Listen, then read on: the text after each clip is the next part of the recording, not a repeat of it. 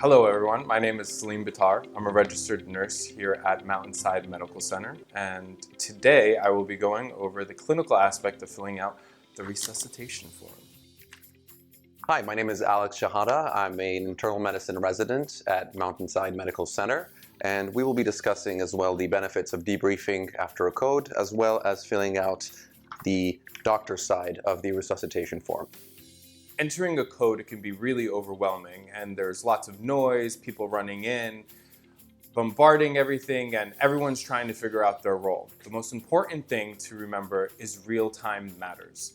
Now, the resuscitation form can seem overwhelming at first, but it's actually pretty easy and has a flow to it that helps you and guides you to correctly document in real time.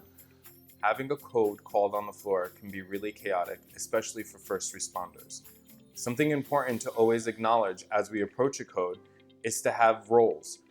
Calling out recording roles, someone who is capable of recording and filling out the resuscitation form can help make things easier for everyone, including the person running the code, and it can give real-time information for everyone that's involved in the code.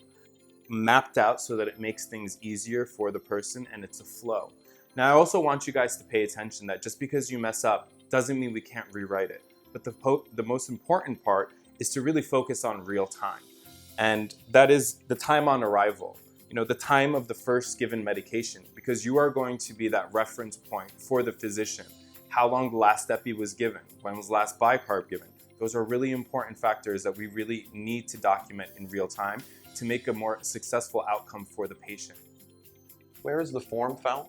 You can find the form right on the code cart. So as soon as you pull the code cart into the patient's room, the documentation form can be found right there.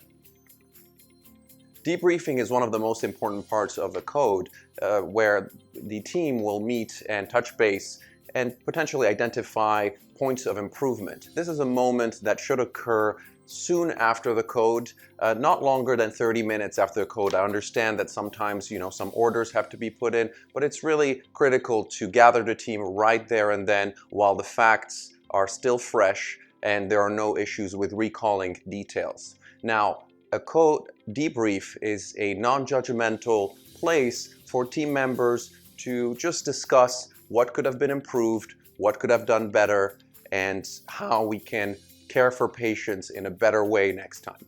So optimally, the people involved in a debrief should involve the code leader, the nursing staff that is involved with the code, as well as all other medical team, including respiratory therapists and other ancillary staff. During the debrief, the physician will fill out the yellow part of this sheet. It has to be filled out entirely. There are different categories, including circulation, ventilation, miscellaneous, intubation, equipment, supplies, and medication. And most importantly, there is a paragraph here to free text what could have been improved in the code. For example, let's say a dosage of a medication was incorrectly given, then this is when we address why. What happened? Why was this medication given in the incorrect dose? Was it a communication issue? Was it a knowledge issue? Where did the communication break take place? And this happens in the middle free text compartment here.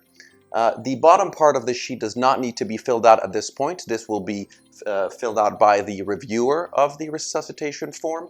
Most importantly, when you're finished with this form, this sheet goes to the respiratory therapist right there and then at the end of the debrief.